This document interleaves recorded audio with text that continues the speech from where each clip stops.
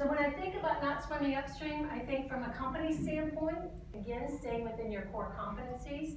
And from a personal standpoint, I had a young salesperson working for me once, and she came in highly distressed, and she said, you know, I see you in the office by 7 a.m. every morning. I'm just not a morning person. I just don't function early in the morning. And she's like, maybe I should find another career. No, follow the strengths of what your best time is. If in fact you're rocking and rolling at 4 o'clock in the afternoon, that's great. 4 o'clock in the afternoon is usually the time that I set to put together proposals. You don't want me in front of a top client, although I've been there and I can do it. But the bottom line is follow where your personal strengths are. Whether it's a time period thing, whether it's a core competency that you have in educating people in a particular product, don't swim upstream. All right, second one, the golden rule. Anybody can tell me what the golden rule is? Treat others how you want to be treated. Treat others how you want to be treated, right? That seems like a simple tenet that we should all be following. No, I am, and I always worry that lightning's going to strike me at this moment. I'm throwing out the golden rule. Because in fact, a core tenet of sales is not to treat your clients and customers the way you want to be treated, but to treat them the way they want to be treated. I'm somebody who likes to get down to business very quickly. It's like, all right, let's go from point A to point B as quickly as possible. But many of my customers do not want to do business that way. They want to chit-chat for a while. They want to get to know me one-on-one as a person. So even though the golden rule would tell me to treat them, let's do it, let's get it done, goodbye, I'm out of here, the reality is, I'm twisting the golden rule and say, treat them the way they want to be treated. And that, without question, is a core tenet of sales. There are many sales coaches out there that do training sessions on listening. And there's no question that people would consider a core competency of sales to listen, right? You want to hear what your customers have to say. You want to understand what their needs are. But I'm going to tell you today that you cannot just rest on listening. That in fact, if you are going to be a superior salesperson, you've got to be questioning. And spend as much energy on understanding the right questions to be asking your clients, because if you're not asking the right questions, you may not really ever understand what their needs are. Going back to that first thing that I told you today of what an outstanding salesperson is, and that is a problem solver, if in fact you're not asking your customer bases what their problems are, and truly drawing it out of them, because most of them do not know what their problems are. They don't understand what their problems are. They're not sure what their problems are. It comes from you asking those questions of them that help them dig down and peel away the parts of the onion to get to the insides to understand what their issues and problems are. But you've got to be asking the right questions. So, you know, it said God gave you 2 ears, 1 mouth. Make sure you're listening more than you're talking, but make sure when you're talking that you're asking the right questions and getting one step further than you think you need to go, because if you're not asking the right questions, you won't have the right things to listen to. So make sure you spend as much time on the questioning process as you do the listening process. And asking the right questions. It's fascinating to me, so many of my clients build their business by new business, by going out and seeking new clients. I have several clients that build into their compensation packages for their salespeople that they give them an extra bonus on developing new clients. And I think that's fabulous. But the reality is, do you know where the greatest source of new business for you in 2016 will be? Your existing customers. But so often we forget to ask them what other products they might be needing that we have to offer. We totally forget them as a prime prospect. But if they're doing business with you, they know you, trust you, and believe in you now, why not use them as the ideal resource to build your business in 2016? They are, without question, your greatest prospect, but you don't ever know that unless you ask. So think about the questions that you can be asking of your customers in 2016 to build your business. And then make sure you're combining that with listening. I had somebody in an audience one time challenge me and ask me, what do you think is more important, listening or questioning? And what do you think my response was? Yes. You got it, both. They are equally important. You gotta be asking the right questions, but then you gotta make sure they're listening to what the client has to say. It's fascinating, I was at a conference one time, and there was a network news anchor who was moderating this particular panel discussion.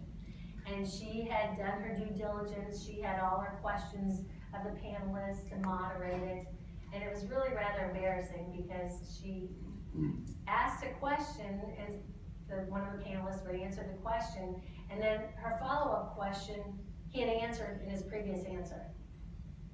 Yeah, she stuck to her questions, but forgot the listening part. So it was rather embarrassing. Okay, fabulous network anchor, just stick when you have the script. All right, so make sure questioning and listening in equal doses. All right, identifying a client's quadrant. When I do sales coaching, this is where I always start, because research has shown that we all process information in 4 basic ways. And again, this has nothing to do with personality, niceness, but in fact that you listening to me today might fall into one of these 4 categories. The first one is the analytical. And I would be willing to bet many of you in this room fall into the analytical quadrant. Anybody want to take a guess what the analytical information processing person looks like? What do you think are some of the qualities? Facts and figures. Facts and figures. It is absolutely about facts and figures and information.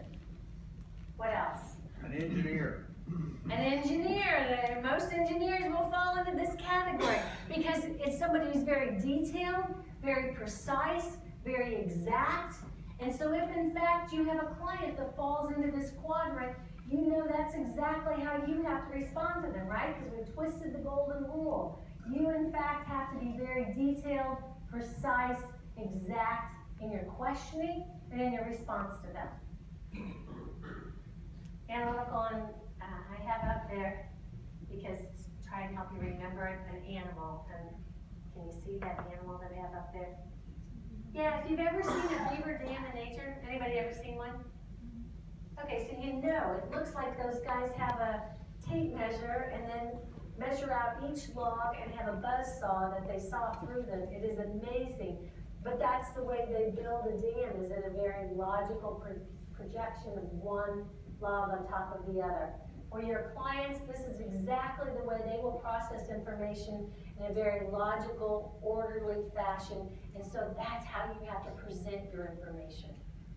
Emotion out of it, because they will often be poker faced. They don't want to see your enthusiasm. They don't want to see your passion. They want it, as somebody said, just the facts.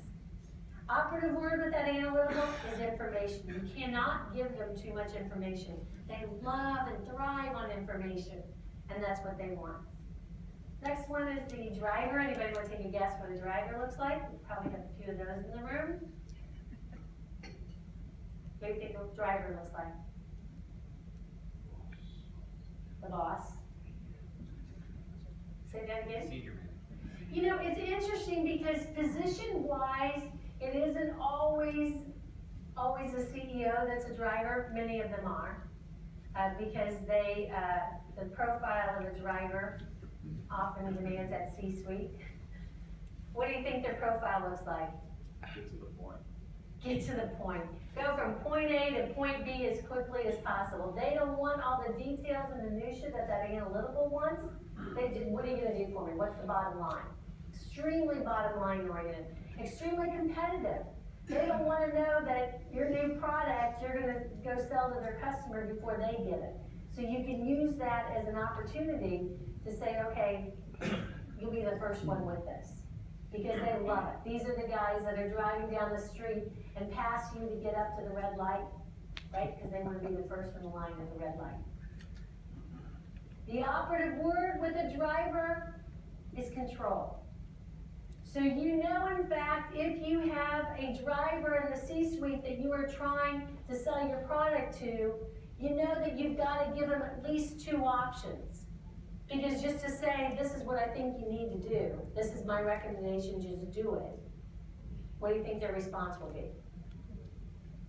Yeah, you're not telling me what to do. Even though they know at their core that it's the right thing to do and you're exactly right and they'll follow your recommendation, they're not gonna do it just because it's that battle for control, and they will always be in control. So the operative word is control. Next one's expressive. Anybody wanna take a guess what an expressive looks like? You? Me? You know, excited about things and you want to share it, and let me tell you all about it. Yes. They are your visionaries. So you can see that expressive is crossed from that analytical, right? So where the analytical wants details and information, the expressive wants the vision. They want the picture. They want the idea. So if you have a piece of equipment that you know will help their business, and you start going through all the specs on it with them, what do you think is going to happen? You're losing them. You're going to get that glazed over look. I have no idea what you're talking about. I don't really care. With this expressive, you've got to paint the big picture for them. And they want to see your enthusiasm and passion for your product. And I had a young salesman yesterday in a session I was doing, and she said, you know, I am just not an excited person. Because I'm just very low key, and that's just who I am. And it's like, that's fine. But if in fact you're going to be effective with that expressive, they still have to see that passion. It doesn't have to be my jump on the desktop, you know, hooting and howling kind of passion, but it's still that depth of passion and enthusiasm for your product. But most importantly, you've got to present it to them in a broad-based picture. And the idea of what your particular product's going to do for them. The end result, how is it going to help my business? That's what they're looking for, is the vision. So many of your CEOs will also fall into this category, where they're expressive. All right, last but not least, that's an otter. If you think about an otter, they're very playful, fun. Because these are your team players. They want you to be a part of their business and a part of their team. They don't consider you adversarial, where the driver will consider you adversarial, it's me against you, and they enjoy that sparring. The expressive, it's you're a part of my team. I want you on my team, and they may refer to you not as a vendor, but truly as a part of their team. And that's how the expressive views you. Last but not least, the amiable, and may want to take a guess about the amiable. All about relationship. They are, without question, that's their operative word, is relationship. And you will very often find people who will maybe analytical, amiable, but they want to know you, believe in you, and trust you before they're going to do business with you. So if in fact you're a driver and want to get to the point as quickly as possible, it's like, okay, let's get it done, and you bypass building a relationship, you're not going to do business with an amiable. They're intensely loyal. You can see their animal's a golden retriever. They love you. They want you to love them. Very often, your gatekeepers fall into this category. And so often you want to just get past that gatekeeper to get to the decision maker, right? No, you've got to take the time to build a relationship with an amiable if you're going to be effective. So there's all 4 quadrants. You might have somebody who, and yes, I have a lot of expressive in me, but I do have a lot of driver in me too. You'll have somebody who might go to the quadrant next to them. You're analytical, you might have an analytical driver, an analytical amiable, an amiable analytical, but you will never have an analytical expressive. So, because they're polar opposites. My goal is when you think about the sales process, the core tenet is that you become an octopus. You can in fact, remember what I said about twisting that golden rule? You can just jump into any of these quadrants to be more effective in building your business. Okay, next tenant for sale. I envision that every person